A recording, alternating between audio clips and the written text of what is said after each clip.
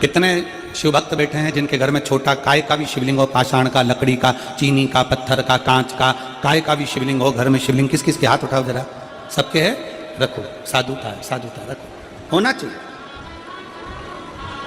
कोई तुमको कितना भी भड़का कर कह दे कि शंकर जी का शिवलिंग घर में नहीं होना चाहिए, शंकर जी का शिवलिंग घर में मत रखो, शंकर जी का शिवलिंग ऐसा मत करो, आप दिल से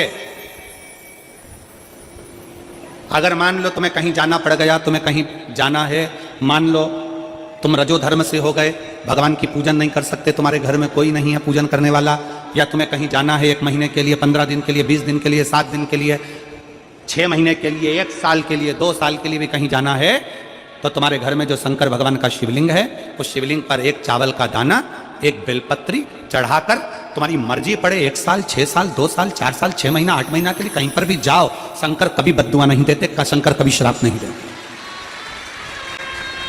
शिव कभी श्राप नहीं देंगे, कभी भी नहीं।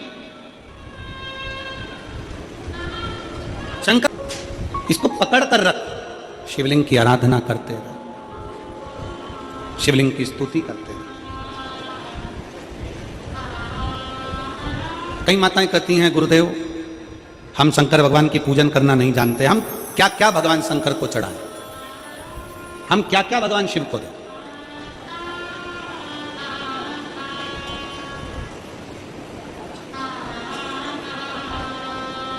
इस कथा में तो नहीं, जो 2025 की पहली कथा 4 जनवरी से 10 जनवरी तक दोपहर में 1 बजे से 4 बजे तक पहले दिन, बाकी के समय 2 बजे से 5 बजे तक शिव महापुराण की कथा जो हाले कोसा छुरिया में होने वाली है, हम पूरा प्रयास करेंगे कि 4 जनवरी से 10 जनवरी वाली कथा को साहित्य शिव महापुराण कथा के नाम से उसका स्मरण करेंगे कि पूजन में क्या क्या सामग्री शंकर को चढ़ा सकते हैं और क्या नहीं चढ़ा सकते, कौन सी सामग्री हम शंकर जी को चढ़ा दें जिसके चढ़ाने से हमको 1000 अश्वमेध यज्ञ का फल प्राप्त हो जाए।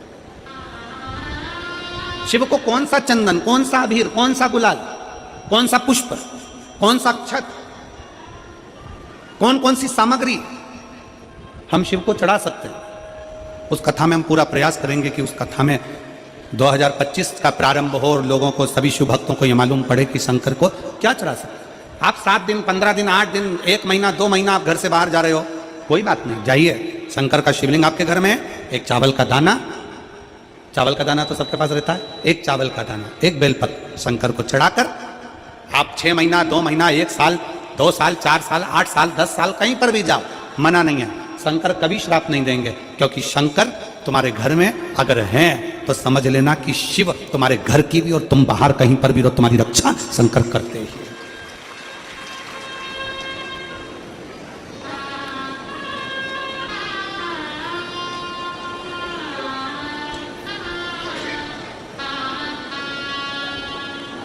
शिव रक्षा करते हैं कि जिसके गले में रुद्राक्ष पड़ा हुआ है, जिसके गले में रुद्राक्ष की माला है, यमराज कहते हैं उसको लाने से पहले शंकर की आज्ञा लेना, क्या मैं इसको लेकर जा सकता हूं? अगर शिव की आज्ञा नहीं है तो उसको छोड़ कर आओ, उसको छोड़ दो।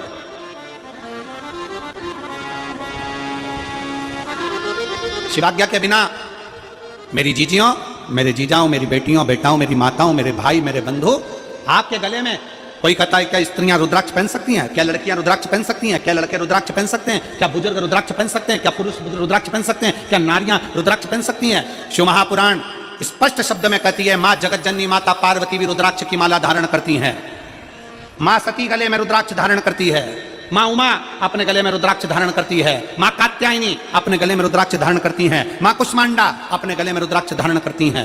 शिव महापुराण की कथा कहती है कन्याकुमारी में भी मां कुमारी भी रुद्राक्ष धारण करती है,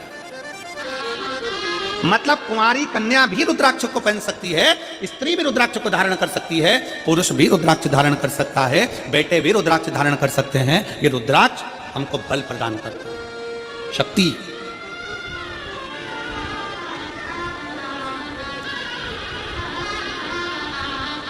पहले के समय में थोड़ा ध्यान देंगे कथा की ओर।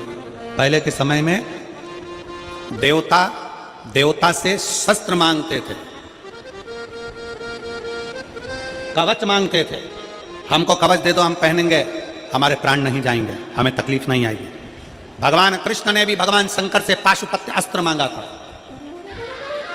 भगवान राम ने भी शंकर भगवान से पाशुपत्य अस्त्र मांगा था।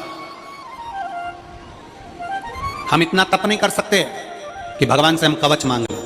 हम इतने साधना नहीं कर सकते कि भगवान से हम शस्त्र मांग लें। हम इतनी बड़ी तपस्या नहीं कर सकते, हम इतना व्रत उपास नहीं कर सकते कि भगवान से कोई कवच मांग लें, कोई शस्त्र मांग लें, अपनी रक्षा के लिए कुछ मांग लें। तब शिव महापुराण की कथा कहती है, एक मुखी से लेकर 14 मुखी तक रुद्राक्ष होते हैं। स्कंद पुराण कहता है एक मुखी से लेकर 21 मुखी तक रुद्राक्ष होते हैं। शिव महापुराण की कथा कहती है, अगर कभी मौका मिल जाए, एक रुद्राक्ष अगर तुम्हारे गले में पड़ा हुआ है तो यह मानकर चलना कि तुम्हारा शंकर जी का कवच तुम्हारे साथ चल रहा है। कवच तुम्हारे साथ में।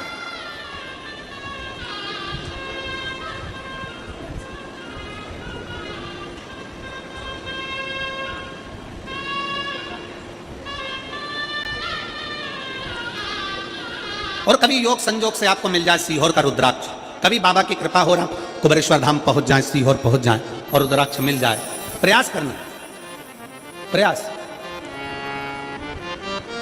अगर मिल जाए तो एक रुद्राक्ष तो घर के पानी का जो मटका होता है या हंडा होता है या कोई जल तुम पीते हो उसमें रखने का प्रयास करो, और एक रुद्राक्ष अपने गले में धारण करने का प्रयास करो। प्रयास करो।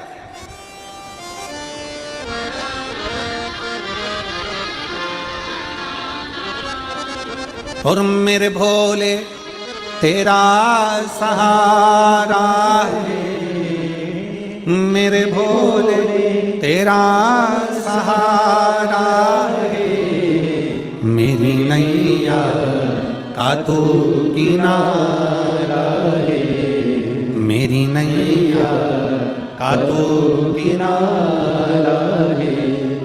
मेरे बाबा तुझे पुकारा है, मेरे बाबा तुझे पुकारा है, मेरी नैया का तो किनारा है, मेरी नैया का तो किनारा है। कभी मौका लग जाए।